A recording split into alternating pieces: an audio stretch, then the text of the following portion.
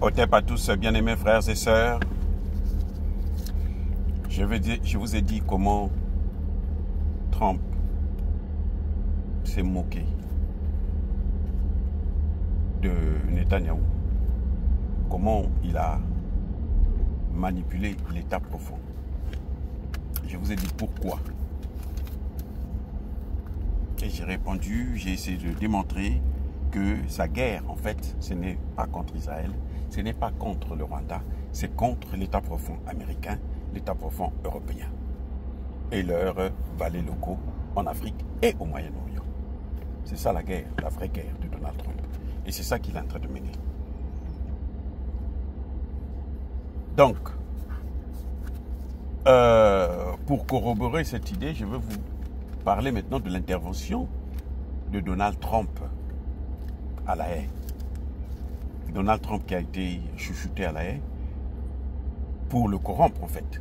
Hein? On l'a pris au petit soin comme un bébé qui entend la mamelle. Chacun, quand il pleure, tout le monde doit le bercer. Et bébé, non, ne pleure pas, on va te donner tout ce que tu veux. Donald Trump, dans son discours, devant tous les partenaires européens, dit qu'il n'a plus besoin de négocier avec l'Iran. Le problème est fini avec l'Iran. Parce qu'il a détruit tout l'arsenal militaire, il a démontré sa capacité dissuasive. Que les États-Unis sont forts. Que lui, en fait, c'est lui-même qui est fort. Ce n'est pas les États-Unis, c'est lui qui est fort.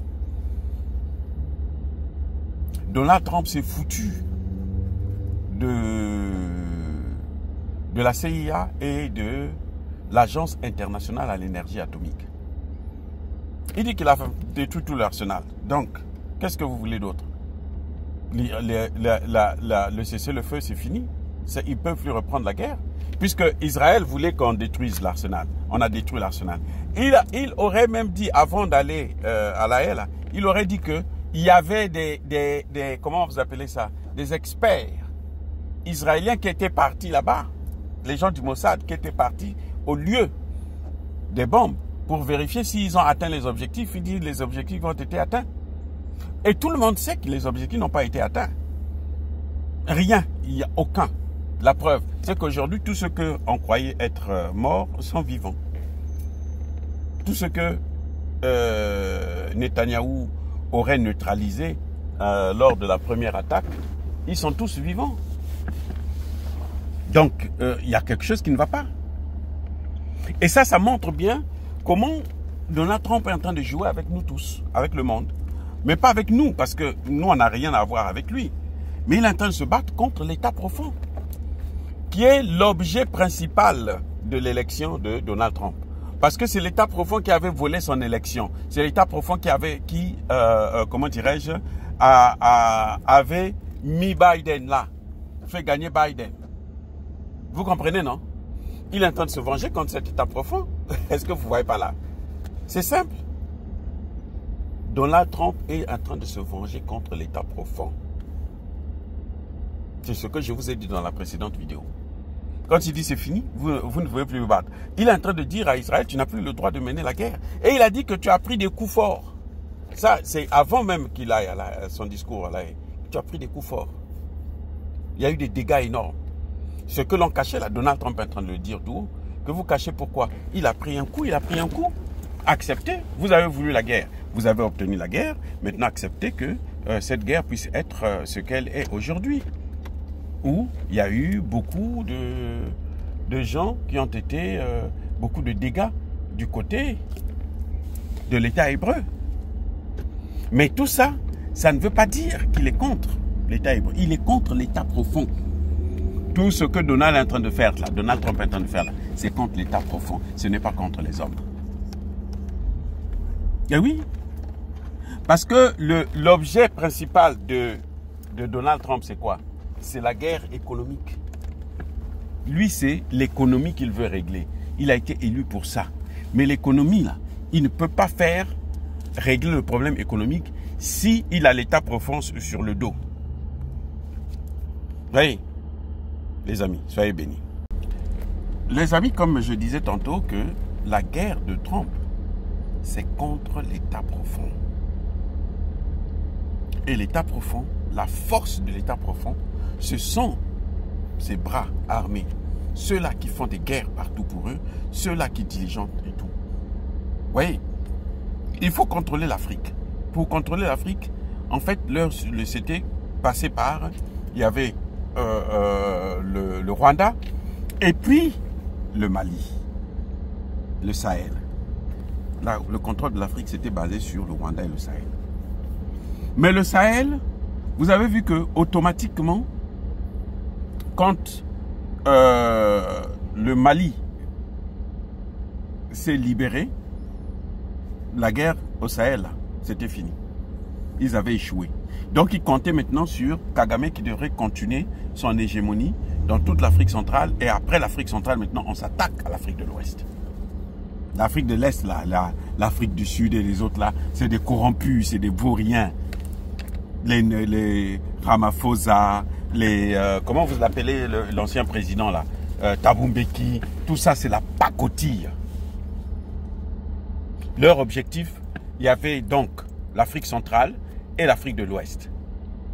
Maintenant, l'Afrique de l'Ouest, ils ont échoué avant même que Trump n'arrive. Le Mali s'était libéré, le Burkina a suivi et puis le Niger a suivi. Après même, le Tchad est venu et est rentré dans la danse. Et vous avez vu que Trump, depuis qu'il est arrivé, il ne fait pas de gros problèmes à ces pays-là, comme le faisait Joe Biden. Vous voyez, il n'est pas rentré dans cette histoire-là comme faisait Joe Biden. Trump, en quelque sorte, il a oublié le Sahel parce que, bon, là-bas, il n'y a plus de menaces de la part de l'État profond. Donc, la mondialisation, c'est le contrôle du monde entier. Il y a des secteurs, l'Amérique contrôle déjà le continent américain. Maintenant, l'Afrique, là, d'abord, c'était à partir du Rwanda et de, comment vous appelez ça, du Mali. Le Mali s'est libéré, mais quand Trump arrive, le Rwanda continue à progresser. C'est pour ça qu'il a donné un coup de marteau sur Kagame. Ce n'est pas parce qu'il aime le Congo, non. C'est parce qu'il est en guerre contre l'État profond. Il a donné un coup de marteau contre Kagame. Il a éteint l'empire rwandais. Donc du coup, l'Afrique se libère. Parce que l'objectif, c'était d'abord, comme je disais tantôt, le Congo démocratique. Et puis maintenant, tous les pays limitrophes du Congo démocratique. Et après, on s'attaque à l'Afrique de l'Ouest encore. Même si, donc, vous avez regardé très bien ce qui se passe. Ce sont les Européens qui font la guerre au Mali, au Burkina et au Niger. Ce n'est pas Donald Trump. Pour Donald Trump, le dossier là est clos. Les pays là ont obtenu leur indépendance. D'ailleurs, lui, il a dit, je ne veux pas les voir ici parce qu'ils n'ont qu'à construire leur pays. Vous ne pouvez pas demander aux gens de construire leur pays et puis venir leur dire non. Bon, la politique que vous devrez mener, c'est la mienne. Quand Donald Trump dit, moi, les Africains, là, ne venez plus ici, restez chez vous. Ce n'est pas par hasard. Hein? C'est pour expliquer, pour pousser les Africains à s'occuper de leur continent. C'est pour pousser les Africains à s'occuper de l'Afrique. C'est pour ça que vous voyez que Donald Trump est très réticent avec les accords de la RDC. Parce qu'il veut que la RDC puisse prendre ses responsabilités. C'est ce que Tshisekedi n'a pas compris. Tshisekedi croit que c'est à eux de venir faire le travail. Si eux, ils viennent faire le travail à la place des Congolais, ça devient la colonisation. Donc, le retard que vous voyez, si c'était Biden, ce serait fait depuis longtemps. Les accords seraient signés depuis longtemps. Mais il veut d'abord neutraliser Kagame de telle sorte que l'Afrique puisse se libérer. Et on a vu maintenant qu'au Moyen-Orient, il est en train de taper fort sur ce qui est le... Parce que quand il dit par exemple que l'Iran a été neutralisé, ses capacités ont été toutes neutralisées, en fait ce sont les capacités de Netanyahou qui sont par terre. Si vous regardez bien, c'est tout le contraire qu'il est en train de dire. Il est en train de jouer avec l'État profond. L'objectif de Trump, c'est ça, c'est l'État profond. Donc, il met un terme avec l'hégémonie en Afrique, il met un terme avec l'hégémonie au Moyen-Orient. Maintenant, il va s'attaquer à l'Asie. L'Asie, il y a la Chine qui est en train de prendre une place. Or, la Chine n'est plus seule. Il y a l'Inde qui a une place. Donc, probablement, Trump va rentrer aussi dans la multipolarité.